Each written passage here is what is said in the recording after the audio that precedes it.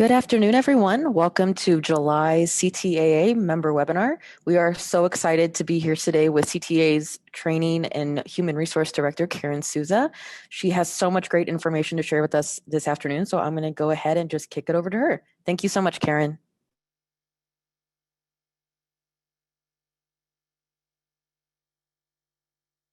Thanks so much, Taylor. I appreciate all of you coming together today to join this webinar.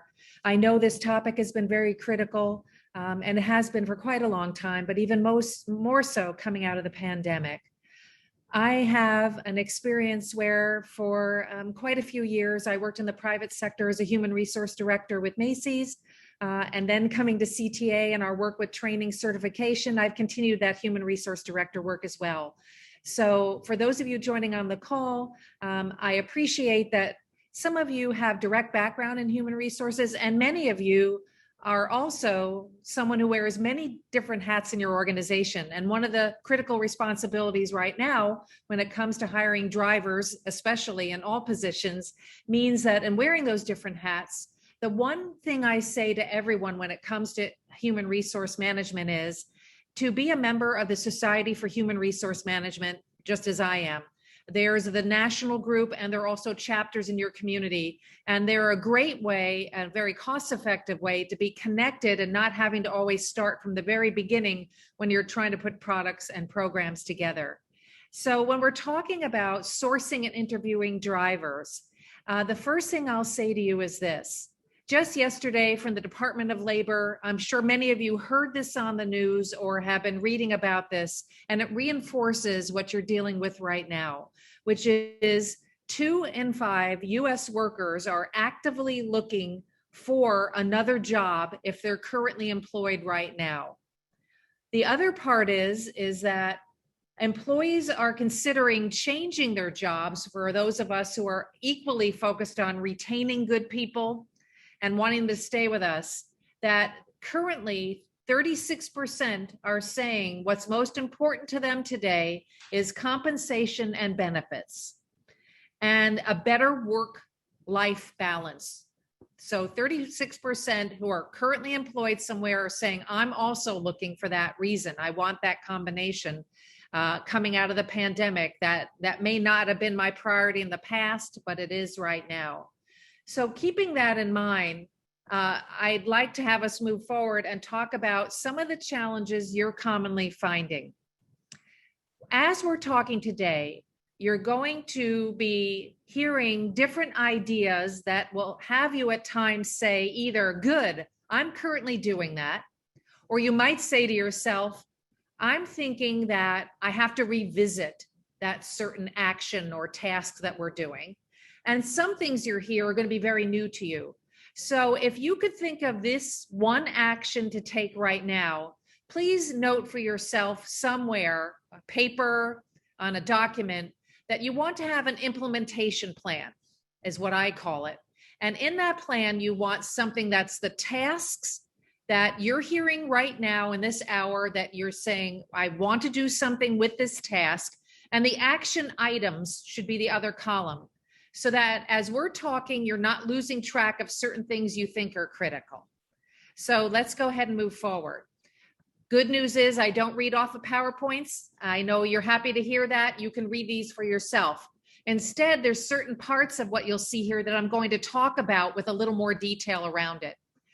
Number one, I know we have to recognize that the salary that we're saying we're offering for our driver positions is the most critical factor that's being looked at.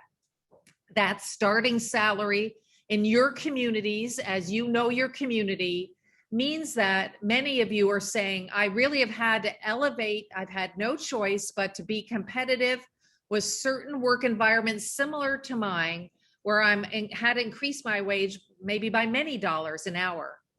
Knowing that starting salary you determine and to be competitive also means that you have to look at your current employees and make sure there is no wage compression, is the official word for it in the HR world, where you're trying to make sure that your current employees are not below what you're saying is your starting wage now, or they're so close to it, barely above it, and they've been with you for a long period of time, where you should also be looking at, do I have to adjust some of those salaries? So number one right now is what I think almost all of us will say together. I've had to look at my starting salary, increase those wages. I've had to use some COVID funds to do that. When it comes to reauthorization, you should expect in your rural and small urban programs in the coming time period about a 40% increase. So in your operating budgets, starting salaries, and where you're going to get that money more long-term, you have those two funding streams, most of you do. So in looking at that livable wage, the other part that you're seeing here that is our challenges that our industry historically faces are being able to find CDL drivers, and also the part of the work schedules, knowing that many of your schedules are not full-time, and if they are something that's part-time, if those work schedules have all new employees often coming in with some of the worst schedules, and you have a high turnover in those schedules, is it time to relook at those schedules and think to yourself, is there a way I can reconfigure some of these schedules that have these high turnover rates based on what we know has been occurring within those positions? So these are across the nation, what we're hearing are some of the most common challenges. So overall, when we're looking at our transit industry's issues, we're finding that there are also some people looking to come to the first time to this industry who see that mask wearing is a requirement, or they're reading about it and they might have still lingering COVID fears. Now, this might not just be, you and I know, new employees. Oftentimes, this is still what's being worked through in your organizations of who you're currently working with. But in focusing on having new drivers come to your agency and your organization, we always stay looking at the core, I know, which is the mission of our organization. And that mission-centric work that we do and who we're looking to hire, based on having what is now a higher salary overall for our hourly wages, is trying to address this record number of turnover. I recognize many of you have shared as well that there are certain people who've been with you for a long period of time who've made the decision not to come back. Those reasons vary. Each of your agencies has different reasons as to why. So when we're looking at the issues that are of concern to all of us, I think the key component is, how do we address the fears that some new people looking at your work at your agency as a driver are thinking about when it comes to mask wearing and anything around COVID.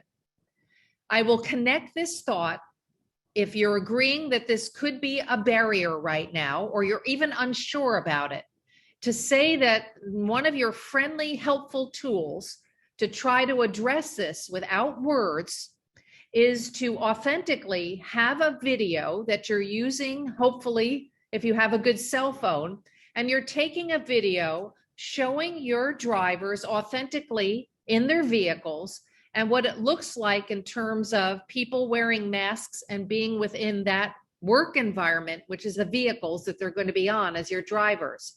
So authentically showing that, having that as one of the things I'm seeing as the opening impression of your organization is what I suggest you do if you're not right now. So here are an overview of the top 10 driver tips that you should be considering when we nationally have been talking about drivers and hiring for the position. Competitive hourly wages, it's not an option, we know. It's something that we have to address and bring forward. Using social media, especially to reach two audiences, to use social media when it comes to looking at Twitter, looking at Facebook, and making sure that if you're not comfortable with those environments, that you have drivers on your staff and ask them, when you see our ad on Facebook or Twitter, Is this authentically something that you would respond to if you were applying for us as a driver? Use the knowledge and capability of your drivers to tell you how things look within that environment. I know on your website, you currently have your job openings listed in some capacity already on a web page. Is it easy to find? Perhaps you should do something innovative like create your own driver web page.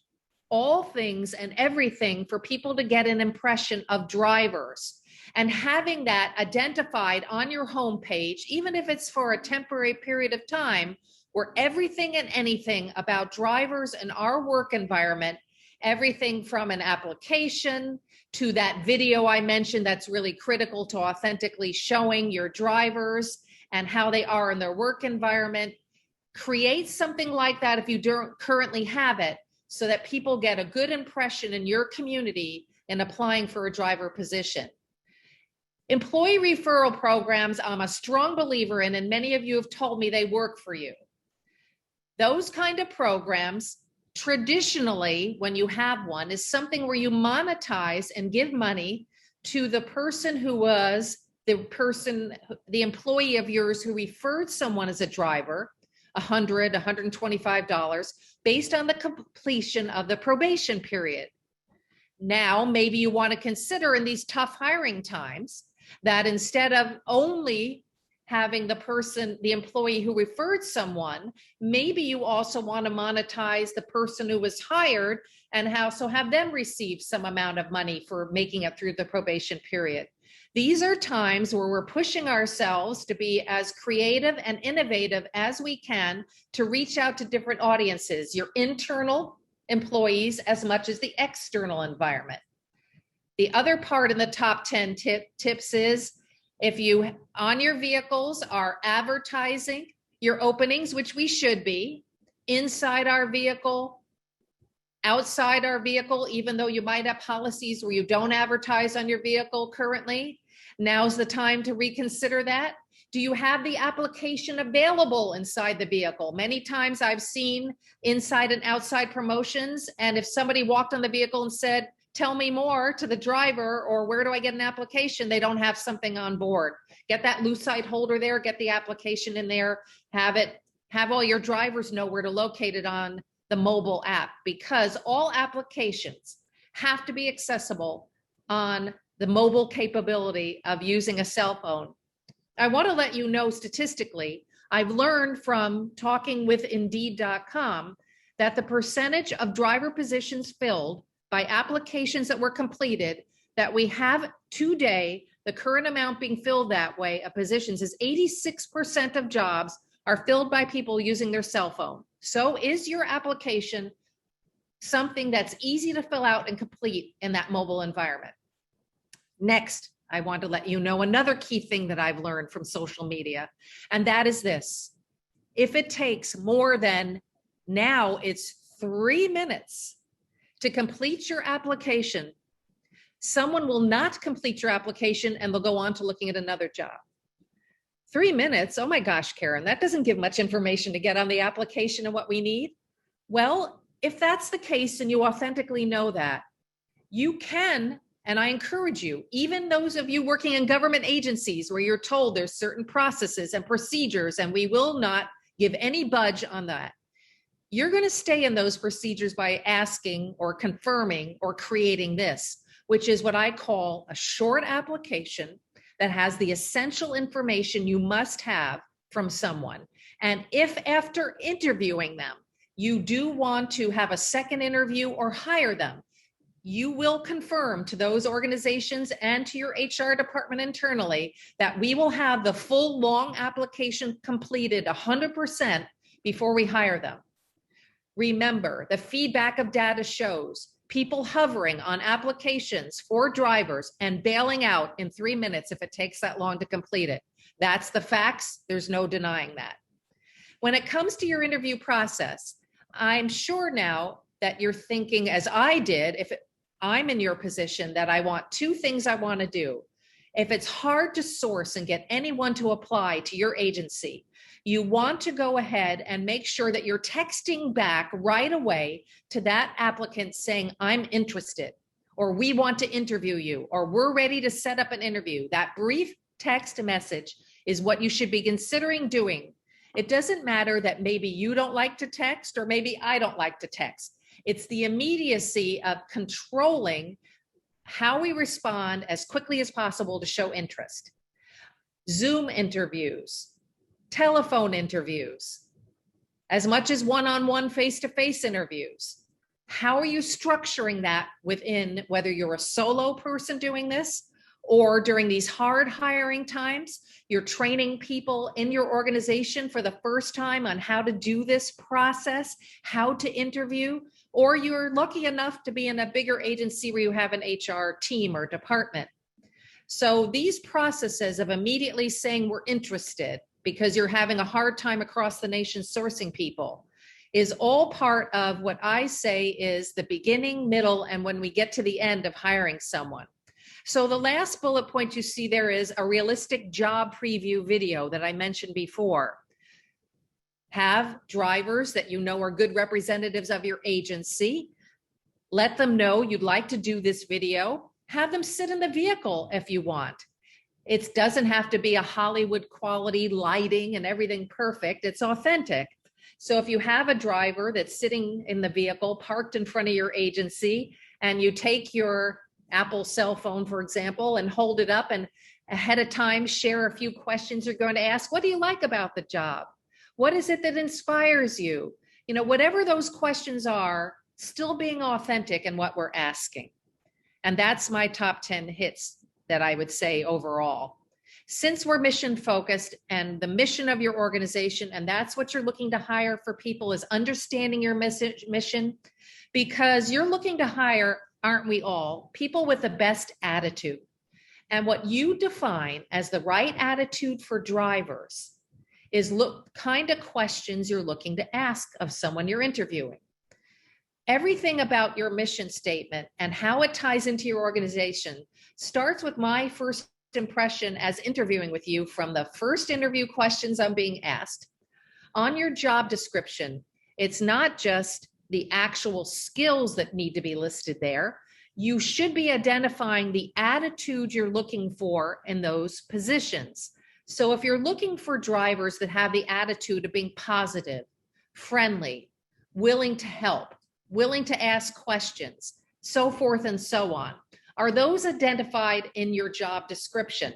Because when someone's on your website getting the first impression, which people who love doing things by mobile phones, like receiving texts, are used to Zoom interviews, they're also thinking to themselves, I'm going to look at your whole website if I'm interested, and I'm going to see everything it seems that shows the work environment, the culture of the organization, and all those things start at my interview beginning all the way through. Now, there are values in all our programs that we run that are key to the performance you're expecting of us. And so as you look at these, and I'll give you a moment to be able to read these values and performance codes, this is my reminder that when someone's a new hire, have you recently looked at your new hire orientation training program onboarding process? And in doing that, are you sharing with me as a new employee, because today's look is sourcing and interviewing, but to retain people, those impressions in the beginning are lasting. So taking personal responsibility, and that's important to you, or putting safety ahead of schedule in the next, and all of these other ones that you've been reading about customers, importance of treating people fairly with dignity and respect. I say the critical part of having people stay with you in the long term as well is that you're also, as the people hiring and the people I'm working with in the training program, you want me to understand in my first couple of months, what is it that you expect of me? Now, you can share with me, as you should, the review form that I'll be receiving at the time of my probation period coming to an end, if I'm staying with you as an employee, or even if I'm not, there is this performance review. But part of that is my understanding the critical pieces of the performance code and what's expected of me. So having said that, then we know what I call a performance code and values. And as articulated here, these apply to everyone from new people to management and everyone that's working for us in the organization, because here's a summary of those last few slides about performance code. These key points are something I suggest to have employees stay with you beyond the first few weeks of employment. If you're finding you're having too much turnover, even now, of people who are not staying with you beyond the first couple of weeks of training, is this code and this summary way of saying it has me know this is critically what's expected of me. I'm overwhelmed, as all new people are. If they haven't worked in the transit industry, I have a lot to learn. There's a lot you're sharing with me, but this is the bottom line of what's expected of me. And that's what I'm going to keep focused on in everything that I'm learning in the time ahead, because sourcing people and interviewing are what we're all trying to do when we're having a hard time hiring people. But we all know we want people to stay long-term once we've invested money, time, and training in developing that person. So let's think about these key pieces here. Driver's attitude, as identified here, are very common across the nation. Those points you're seeing there of what's being looked for in drivers. And then the skills and the mission connection are what needs to come together when you're looking to hire the right people. In hiring the right people, as you identify that, I mentioned earlier that it's all about my attitude as well, being so critical. You can train me any skills, but that attitude is not something that's trainable. I have to have these kind of attitudes when you're interviewing me, and you're looking for me to then bring them forward when I'm learning the skills required for the position. So let's talk about recruitment, the critical part of trying to source people. There's a list here over the next few slides that I'll give you time to read. We've talked about a few already. We have to use social media.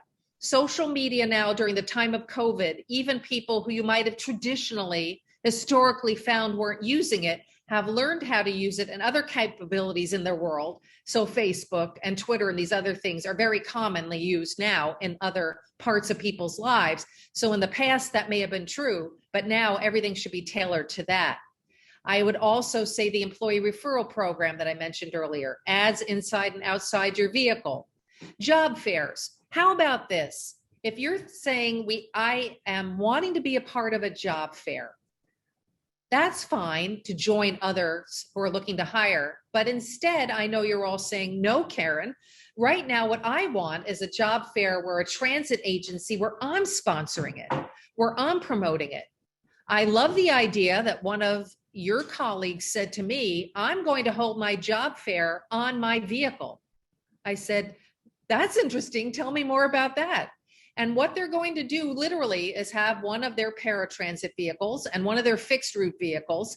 And in promoting their job fair, they are going to say, as people start to walk in to the job fair during that time, that they're going to have their drivers there, as many of them as they can, to be able to answer authentically questions about what drivers do, what they like about their job, what's sometimes a challenge on their job. That's authentic too. And they're going to have them engaged in that way. And they're going to conduct on-the-spot interviews, at least 3 questions they're going to ask of everyone, and hold it on their vehicles. This is your work office. This is your work site. I liked it a lot. The military and also first responders understand our work environment, are used to odd hours, odd shifts. A lot of times retirees are not wanting to totally leave their connection to a community. And also certified nursing assistants who are used to very odd hours being given their schedule only the day that they log in on that work day. And I've had CNAs say to me that I would like to have the consistency. I would like a job working at a transit agency actually with the split shifts. And then I can schedule during the middle of the day where I'm paid higher. I am as a CNA, but I can schedule hours around that and have consistency of a schedule like a transit agency has for drivers. And I understand transporting people with disabilities. So that's another new, perhaps, avenue that you want to pursue. So, innovative recruitment tools. No more am I going to say about sign-on bonuses and employee referrals, but they have been proven to work well. And the key part is, are you only going to reward at the end of probation being completed only the person who referred, or in these hard times of trying to recruit and hire people, also the person who was hired? A web page I mentioned created just for drivers, obvious on your homepage. It may not be there forever, but for now and trying to hire your key positions. Those are the outlines. Video interviews with your drivers are really key here for people to hear what drivers have to say. An authentic video in the typical day of the life of a driver. Focus on the welcoming work environment that you have, and wages and benefits are going to be featured here. So if you're agreeing with me that choice or not, I've had to increase my wages and salary. I don't assume that people in our community are aware of this, and we want people to know that this is true and where we are now. If there is career opportunities and you're an agency that's of a size where someone can move up to being a frontline supervisor or a lead driver, show some of those opportunities on there for people who are thinking future thoughts. And lastly, of course, linking it to an online application. Remember, I said short application, 3 minutes or less, and then a full application after you interview. Another innovative recruitment tool that some of your peers, and you might be using this yourselves, are working with local veteran and first responder organizations. If you're fortunate to be near a military base, or you're fortunate to be near different retiree organizations, active duty military, spouses are coming into town, the only way they promote jobs, and I'm saying this as a former active military spouse and HR director, is going through the network that the Army, Navy, Air Force, Coast Guard, and Marines have. The listing of those centers are there. You ask for the director of those centers when you do a Google search, if you have one of those close to you. That's who you want to speak with and talk about your career opportunities, drivers, and everyone else, and trying to get in that network. It's a closed network, not easy to get into, but if you take the initiative to reach out to them, I tell you, you will be able to get your first step into the door if you've been missing that opportunity. So veterans are also good at dispatching, mechanic, and other candidates there. And of course, that industry is used to ongoing training and processes. And so consider that as another innovation. So effective recruiting approaches. Targeted advertising featuring the smiling, happy, upbeat faces of the driver in your ads. Asking your drivers, how did you hear about the job here back in the day? How do you feel we're promoting these jobs? Would you be aware of it if you were looking for a job? How would you be looking for one? Where would you be looking for one?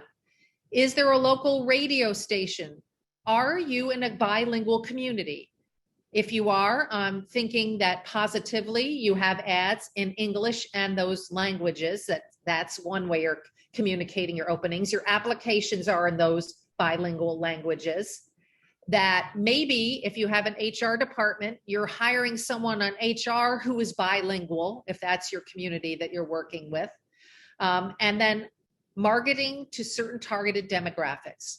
Here's two things that in the last couple of weeks I've heard that are even more innovative that I appreciate that this transit agency is working on now. One is the audience of people who are what are called unhoused, or the term more regularly known is someone who is homeless. There are some people in small urban environments that they say we have a large homeless population around us.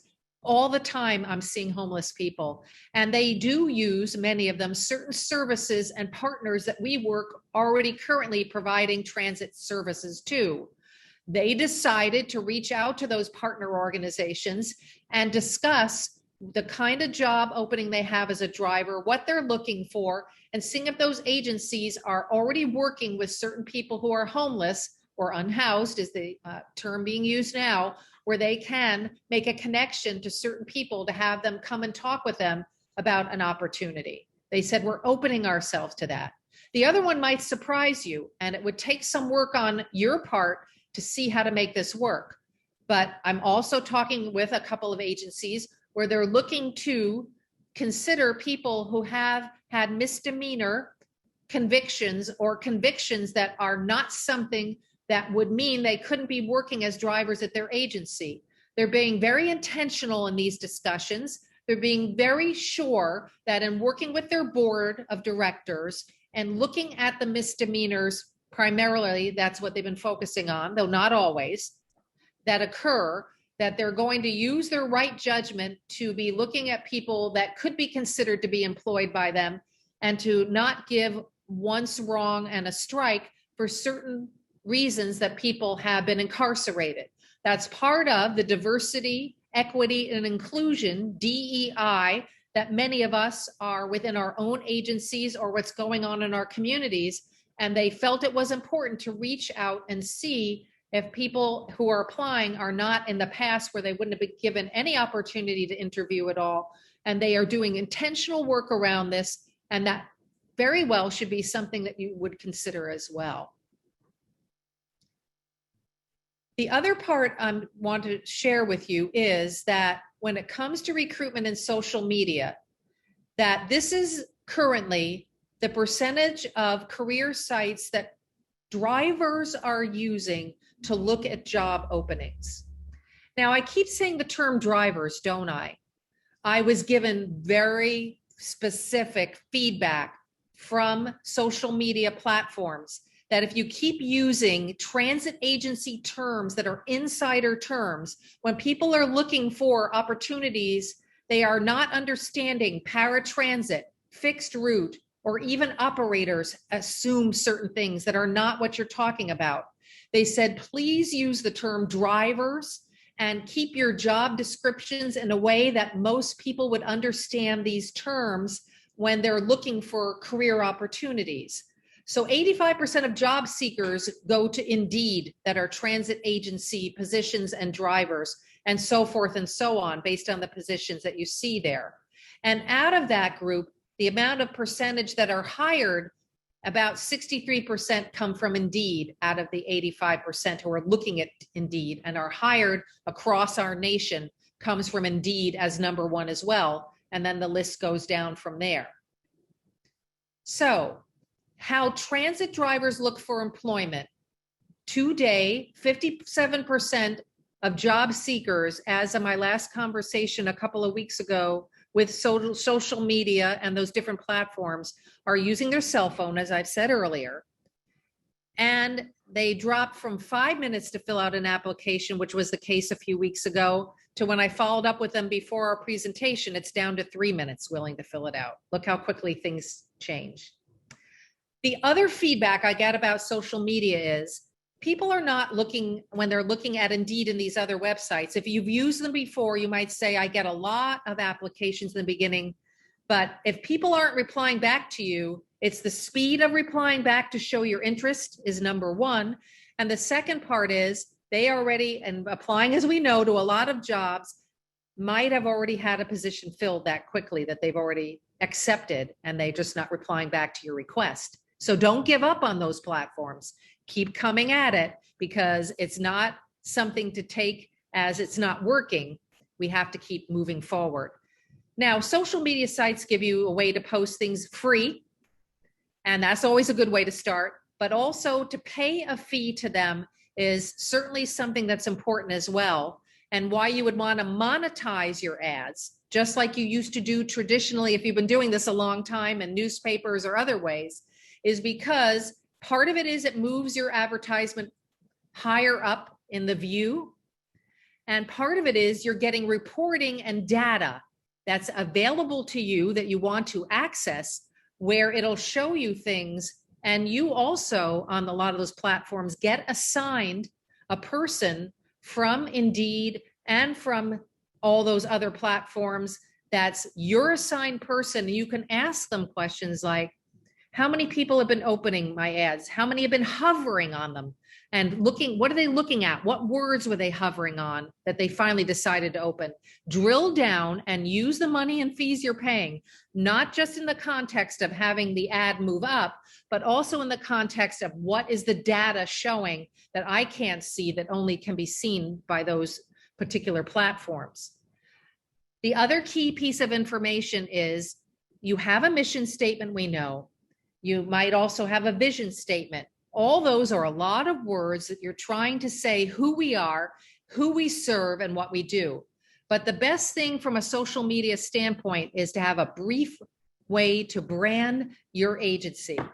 And to do something like that and have it be mobile ready means that when you look to brand your agency, you pull in different representatives in your agency, drivers and dispatchers and leaders in your agency, board members, and you go through an exercise called branding your agency and advertising, where you want to come up with a brief one sentence that's inspiring and says about your agency, because social media is used to brief pictures, brief amount of words, brief meaning no more than a sentence, and even a sentence is sometimes too long, believe it or not, and making sure that that is standing out to someone who's looking at all these different openings that are available.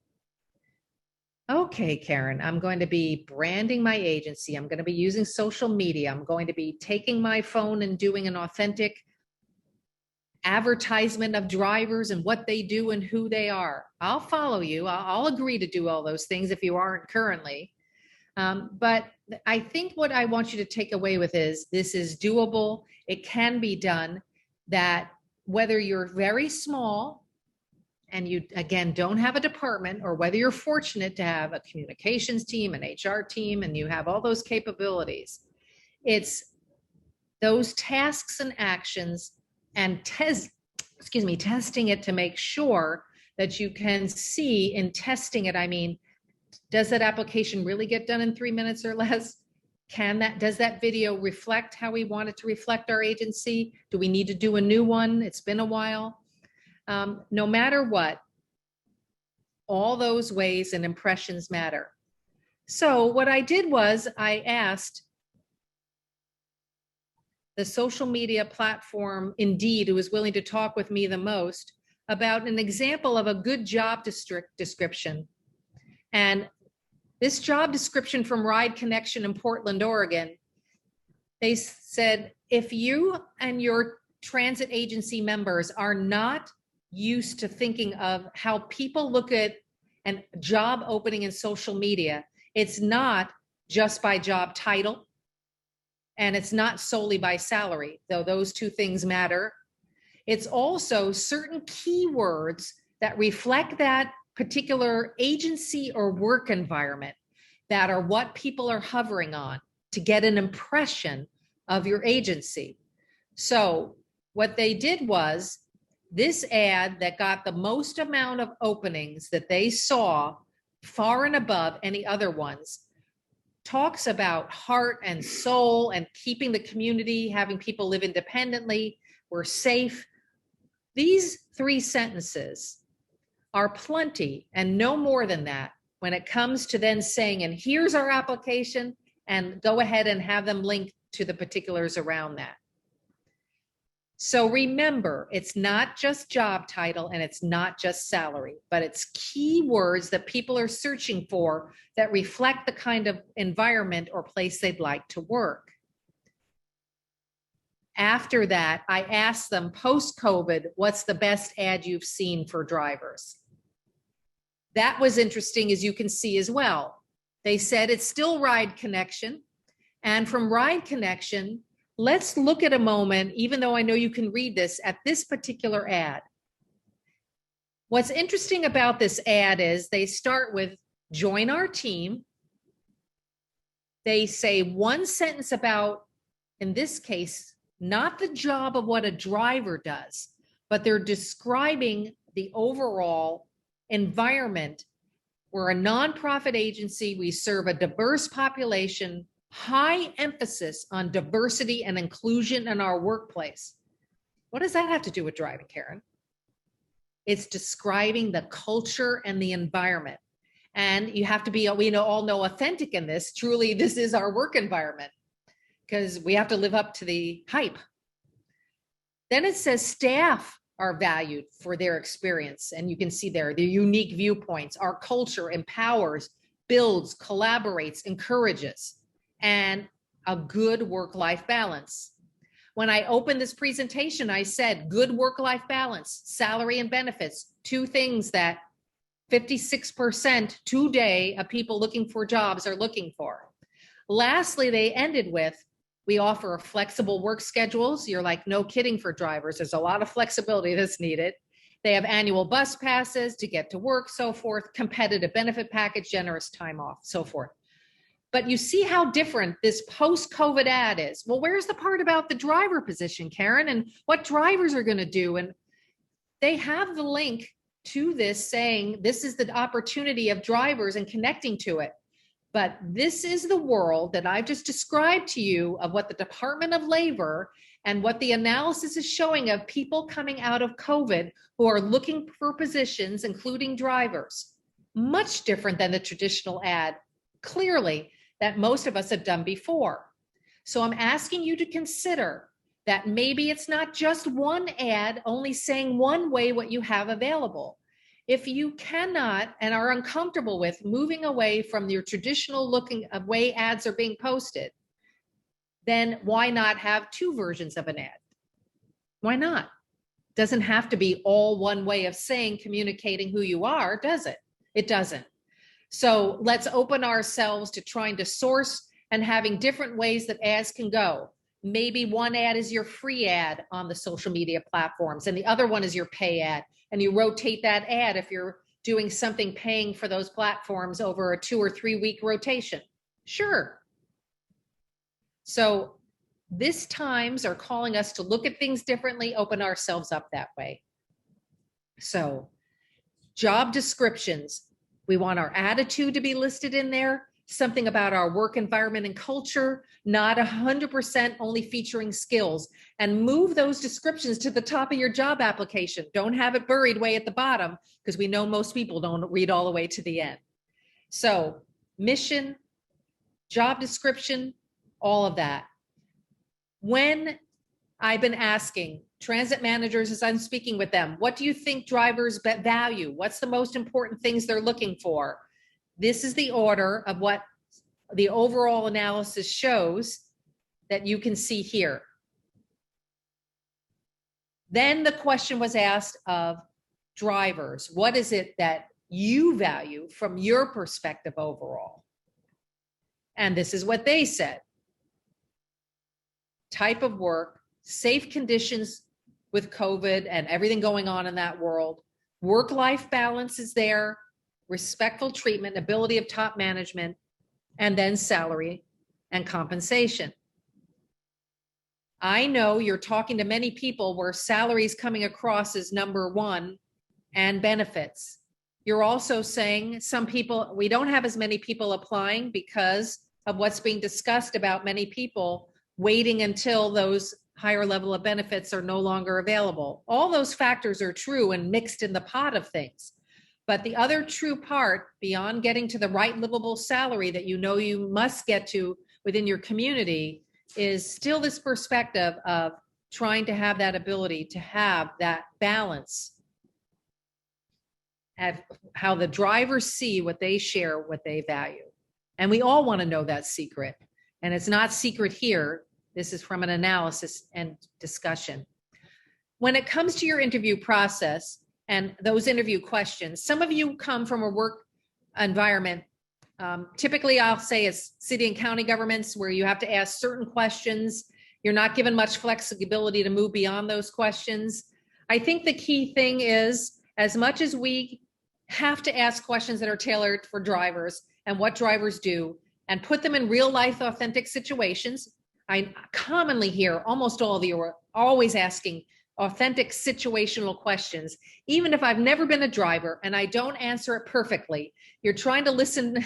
Do I have a thought process that shows that I'm someone that's able to take an unusual situation or a hard situation, or people who ask a lot of questions of me, and how will I handle that? And how have I handled things like that in the past? So in those questions that you're asking me and tying it with my attitude and mission and willingness to work in those positions, I know there certainly are required guidelines. So here's the interviewing process part. Is there anything at all in your interview process that you can speed things up? When you need the DOT physical, is it taking too long, like I hear sometimes from some people, to get that physical when you're at that point where that's needed? Do you need to ask whoever's currently doing those physicals for you, can I incentivize you? If I give you some kind of extra compensation to have this done quicker, to turn this around, will that motivate you? Is it taking too long to have the background check done, in your opinion? Many people share that with me. I would say, are you using the benefit that CTAA members have? A benefit where you can use, we have the background check program from IntelliCore. They immediately tell you every step of the background check, this is completed. They give you feedback as it's happening in real time. This is done in the check. This is done in the check. This is done at a competitive rate. Is that going quick enough for you? Are you getting the feedback that you need right away? You need to then maybe change and go to something like that. When it comes to every single part of what you're doing in your interview process, if you find people that are interviewing with you who are not used to interviewing, aren't comfortable with it, and you're trying to train them on it, have sticky notes put on applications. And you're not writing on the application. I'm a big fan of sticky notes. Have someone put down plus, minus, or a check mark. Therefore, if I'm out the next week on vacation, somebody else picks it up and keeps it moving. We don't want to miss people. I'm a big fan of that. So let's kind of think about some of the best practices in recruitment. What you say the right attitude is, what you're looking for in those jobs as you're pre-screening those applications. If you're not getting the number of applications you want, are you using social media to the best of the ability? Are you working with some of those platforms? Are you using the capability of advertising inside and outside your bus? If most of your positions historically have been filled by word of mouth, and your employee referral program is not as active as it should be, are you promoting that internally to all of your staff, saying, we're looking for good people? I know you know that. Do you have someone you want to refer? Enhance that employee referral program. If you're agreeing that you don't currently have a video that shows drivers in the job and what they're doing, and you can do it cost effectively, usually through a very good video app on your cell phone, you can do something where you feature your best drivers and make sure that they're, ready to come forward the way you'd like them to. Tell them we need you. I need you to be reflected this way. Your onboarding and your whole process of bringing people on board so they stay with you. I think the key part of our operational finance support is, we all know we can't afford what it costs to totally train and get someone hired and complete that training program and be with us and have them leave us at the end of a probation period or at the end of the training period. So on occasion, I also hear that some training programs do not fully pay the full amount of wage for training people. If you're not doing that now, you must. You must pay for people you're training that are with you during that period. It's very critical that they're paid the same wage as everyone else. And engage this important factor that I think is essential to having people feel comfortable and stay with you when you've done all this work to get them hired. I believe a strong, what I call buddy or mentor program.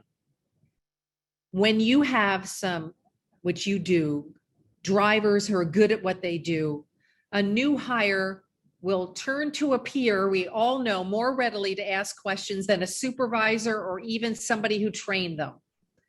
So if you can develop a program where the whole purpose of this buddy program is to have a strong driver mentored or buddied up with one or two or maybe even up to 3 drivers, and you structure something around that and get the feedback from your current drivers of what do new drivers need to know? How could you help them in being a buddy to them?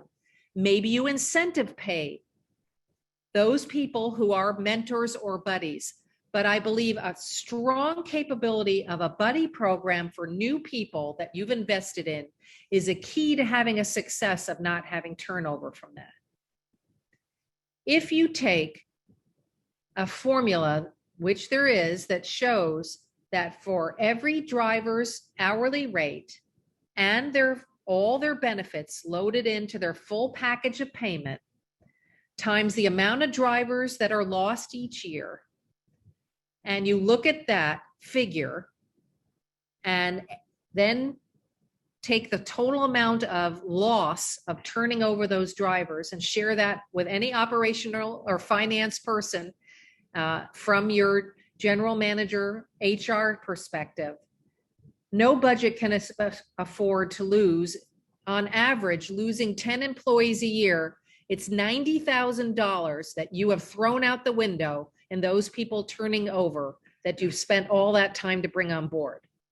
And we know none of us have that. So if there's a hesitancy to do anything to increase your hourly wage that you know you have to be competitive. As yesterday, I was talking with someone who's responsible for hiring, and they said to me, someone who works at my local 5 and dime or dollar store is being paid $17.25 an hour, and I'm still only at 15. I said, well, how many people are applying and how's that going? Well, I already know the answer. They did too, not well. They said, I have no choice but to bump it up. I said, every time you cringe or think about that, or think about your other long-term employees that you're going to have to do a bump up of their pay because they're too close to that new hire pay, say $90,000, or if you're turning over more people, and remind yourself and your finance team about that when you're hesitant, because these long-term capabilities that come from the increase in funding that we have coming forward in 5310, 5311, 5309, and that we also have in the COVID plan, we know we have no choice. And certainly that big ultimate turnover figure sobers us when we see that too. I know that many times our dispatchers will also say, I have challenges sometimes trying to work with some of these schedules. So maybe it's correct to say to yourself, when is the last time I looked at a schedule to see these pain points of schedules, and how do I go about doing better with some of that? How do I maybe say my goal is to take 5% of the really difficult schedules that we constantly turn over, and can we combine this into a position that has a better schedule? New people always being given the most difficult routes. Long-term employees might say, I went through it and I survived it too, and why shouldn't they? Well, that was then. And many of you will say that's not going to work now. So thinking on the positive side of what we look at when it comes to trying to source and looking at new sources, it's everything from working every avenue. The other part I remember is I was really inspired. I live in Virginia, by a local radio station who shared that they were holding a job fair they were sponsoring. That's not too new. They've done that before. But in this case, they were contributing money to incentivize people to come to the job fair, and said, we have a gift card of X amount and all these other gift cards from these sponsors, literally to have people want to show up. You might say, does it come to that now? I don't know. Has it in your community? Maybe yes, maybe no. But they were partnering and doing their contributing factor and promoting, we desperately want to have you come. and meet with these employers. So whether you're hosting your own job fair, tailoring it for your own, your own agency, or whether you're joining somebody else's, all these different ways that we either say we're doing it well, let's tweak here, let's have somebody else put a fresh eye to this, let's ask our drivers and other staff what they think about what we're doing and how it looks, because nobody wants to say to themselves, have you ever looked at someone and knew the wheel was turning but the hamster was dead? Nobody wants to say to themselves, I'm so desperate now that if somebody literally, the horrible phrase, but it's true, that used to be said back in the day was, if they can breathe and the mirror fogs up, I'm going to hire them. I know nobody in these critical positions ever wants to say that.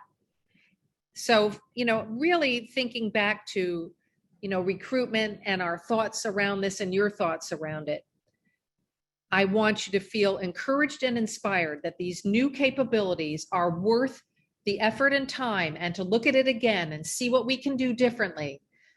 Because whether it's the wage that I have to increase things to and making sure the rest of my staff is moving up, or whether it's the key sources of myself alone or with others, being immediately trying to generate people having an interest in the work that we do, all of your effort and work is going to result and has resulted in hires. And I know we're always trying to learn how to do better. And I hope some of these things I've shared with you allow for that.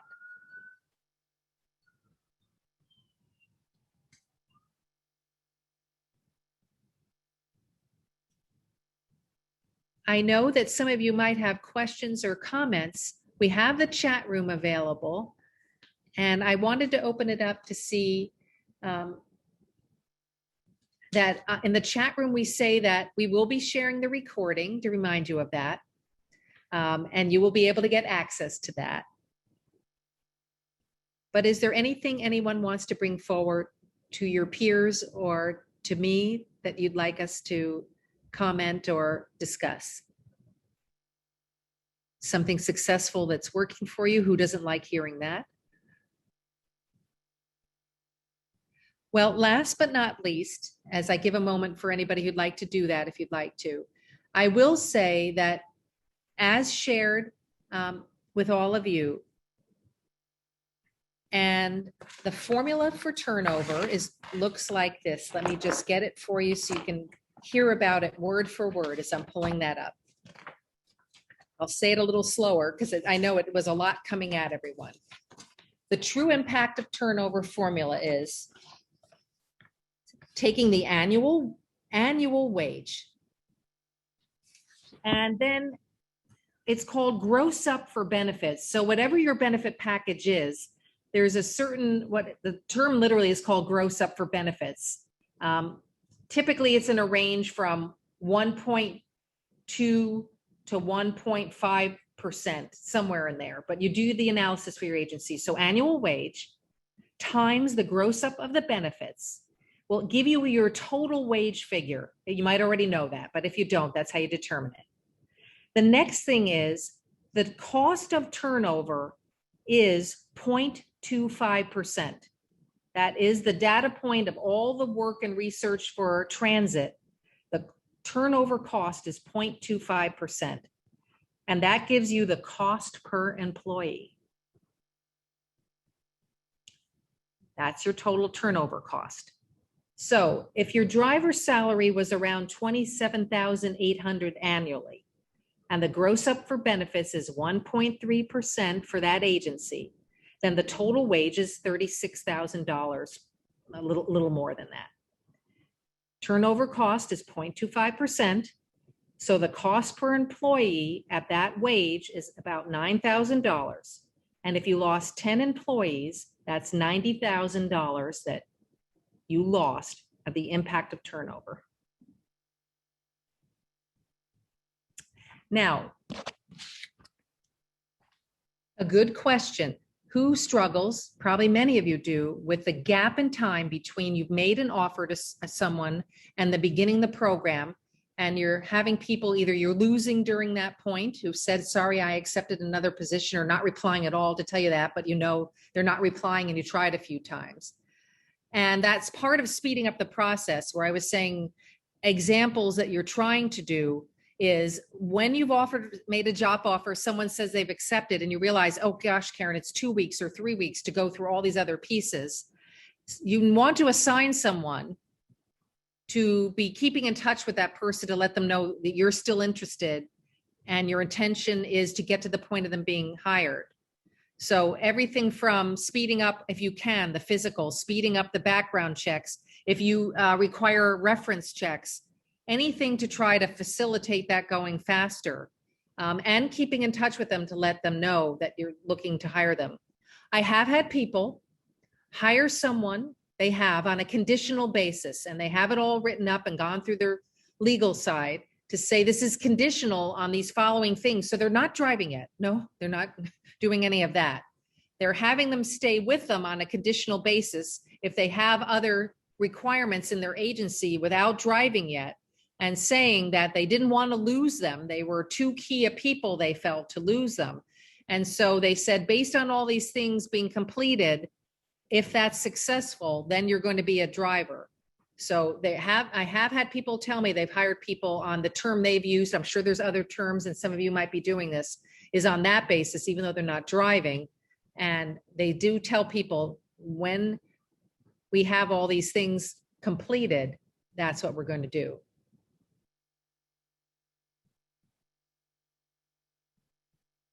Any ideas to incentivize trainees to stay on during the wait period?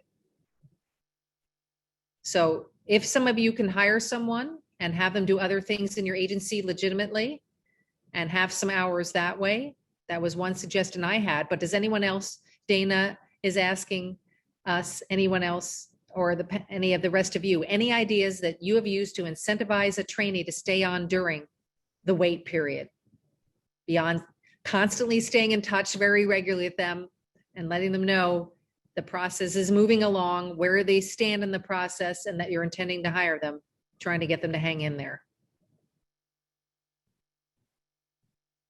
Follow up, I would also say, is you can continue to text people. If you can't, might not have enough time, no matter what your size, to always call everyone or email them.